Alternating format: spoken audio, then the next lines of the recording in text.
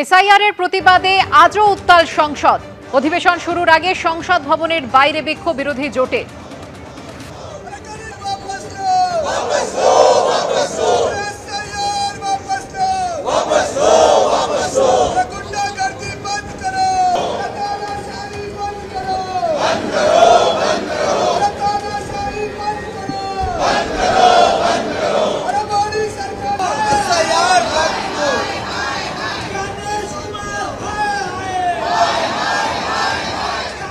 Vote চুরি, vote লুঠের অভিযোগে slogan, ব্যানারে ভোট চোর লিখে স্লোগান বিরোধীদের।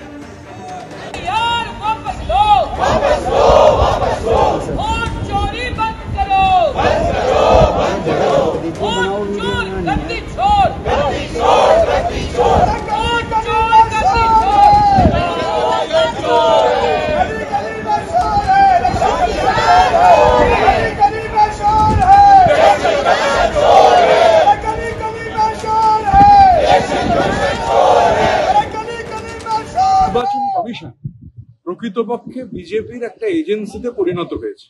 বিজেপির এজেন্সি হিসেবে নির্বাচন কমিশন কাজ করছে, এটা দুর্ভাগ্যজনক। আমরা ধারাবাহিক যে প্রতিবাদ, এই যে আজকে দেখুন এই যে প্রতিবাদ হয়েছে, এই যে ইলেকশন কমিশন চোর হে বা ভোট থিফ ইলেকশন কমিশন, বিভিন্ন ভাষায় পোস্টার ছিল। নির্বাচন কমিশন ঠিক মোদী শাহ যেরকম চাইছেন সেই মোদী শাহর চাওয়া অনুযায়ী নির্বাচন কমিশন তারা ভূমিকা পালন করছেন। এই যে কে প্রধান নির্বাচন কমিশনার কে সবাই জানেন, আমি তার মধ্যে আর যেতে চাইছি না। কিন্তু যেটা সব থেকে বড় প্রশ্ন, যে নির্বাচন কমিশনও কোনো উত্তর দিতে পারছেন না। কালকে বিশিষ্ট সাংবাদিকরা যারা তীক্ষ্ণ প্রশ্ন করেছেন নির্বাচন কমিশনকে, নির্বাচন কমিশন নির্বাক, নির্বাচন কমিশন নিশ্চুপ, নির্বাচন কমিশনের কাছে কোনো জবাব নেই। নির্বাচন কমিশন আসলে বিজেপির এজেন্ট হিসেবে একদিকে জেনুইন নাম কেটে দিতে চাইছেন, আর অন্যদিকে ব্যাকডোরে এনআরসি করতে চাইছেন। অপোজিশন ঐক্যবদ্ধ। 2011 যখন পশ্চিমবঙ্গে নির্বাচন হয়েছিল, নির্বাচন কমিশন করেছিল। 2014 নির্বাচন, 2019 নির্বাচন, 2021 নির্বাচন, 2024 নির্বাচন, তখন একবারও তৃণমূল কংগ্রেসের কথা বলে। কিন্তু আজ যখন ওখানে এসআইআর শুরু হয়েছে বিহারে, তখন মুখ্যমন্ত্রী আজকে বলছেন যে নির্বাচন কমিশন চোর, তৃণমূল কংগ্রেস বলছে। এখন মুখ্যমন্ত্রী যখন বিরোধী অবস্থানে ছিলেন তখন তো 28 লক্ষ ভোটারের নাম বাদ দিয়েছিল, তখন একবারও বলেননি নির্বাচন কমিশন চোর। আজকে ক্ষমতায় এসেছে, তখন বিরোধী অবস্থানে ছিলেন, তখন অনুপ্রবেশকারীদের তালিকা দেবেন বলেছিলেন, কাগজ ছুঁড়ে ফেলে দিয়েছিলেন স্পিকারের টেবিলে। আজকেই বলছেন অনুপ্রবেশ বলে কিছু নেই, সমস্ত বাংলাদেশিকে, সমস্ত মৃত ভোটারকে আমাদের ছেড়ে রাখলে হবে না, সবার নাম ভোটার লিস্টের মধ্যে রাখতে হবে। এটা চলতে পারে না। মুর্শিদাবাদে বালি পাচারে মদদ দিচ্ছেন তৃণমূলের জেলা সভাপতি। বালি মাফিয়ার থেকে মাসে কোটি কোটি টাকাও আদায় করছেন। এমনই চাঞ্চল্যকর অভিযোগ তুলে মুখ্যমন্ত্রীকে চিঠি দিলেন গ্রামবাসীদের একাংশ। অভিযোগ থাকলে এফআইআর করুন, পাল্টা বললেন তৃণমূলের জেলা সভাপতি।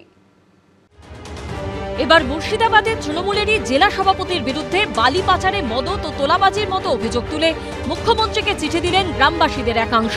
তাদের অভিযোগ, বড়ুয়া থানা এলাকার বৈদ্যনাথপুরে ময়ূরাক্ষী নদী থেকে অবৈধভাবে বালি উত্তোলন ও পাচার চলছে। মুখ্যমন্ত্রীকে চিঠি দিয়ে গ্রামবাসীদের একাংশ দাবি করেছেন, তৃণমূলের জেলা সভাপতি অপূর্ব সরকারের সক্রিয় মদতে রমরমিয়ে চলছে অবৈধ বালির কারবার। পাশাপাশি অভিযোগ করা হয়েছে প্রতি মাসে বালি মাফিয়ার থেকে প্রায় 1.5 কোটি টাকা আদায় করছেন তৃণমূলের জেলা সভাপতি। তৃণমূল মানে বালি, গরু, শিক্ষা চুরি, স্বাস্থ্য চুরি, সব চুরি। কারা চুরি করছে সেটা তো নিজেরাই চিঠি লিখে পাঠাচ্ছেন মুখ্যমন্ত্রীকে, নিজেরাই বলে পাঠাচ্ছেন। যদুবংশ এভাবেই ধ্বংস হয়েছিল, তাই এটা তো কোনো দল নয়, এটা লুটপাট করে চলার দল। পঞ্চায়েত লেভেলের যে নেতা তাকেও ভাগ দিতে হবে, পঞ্চায়েত সমিতির তাকেও ভাগ, জেলা পরিষদও ভাগ, এমএলএ এমপি ভাগ, সর্বশেষ কালীঘাটে ভাগ। তো সুতরাং ভাগের বখরা নেবার জন্য অনেক নেতারাই মুর্শিদাবাদ বীরভূমের বর্ডারে পা দেয়। যদিও এই অভিযোগে আমল দিতে নারাজ তৃণমূলের জেলা সভাপতি। আরে মুখ্যমন্ত্রী বলেছে এফআইআর করে দেখ, আমার নামে এফআইআর করে দেখ। আমি পুলিশ প্রশাসনকে আপনাদের মধ্যে দিয়ে অনুরোধ করব, আপনারা তদন্ত করুন। ওগুলো তো আমার দেখার কাজ নয়, ওগুলো দপ্তর আছে, তারা দেখবে। আমি পার্টি করার মালিক, পার্টি করি। অভিযোগ সবাই সবার বিরুদ্ধে করতে পারে। সব মিলিয়ে তৃণমূলের জেলা সভাপতির বিরুদ্ধে বালি পাচারে মদতের অভিযোগ ঘিরে সরগরম রাজনীতি। রাজীব চৌধুরীর রিপোর্ট, এবিপি আনন্দ, মুর্শিদাবাদ।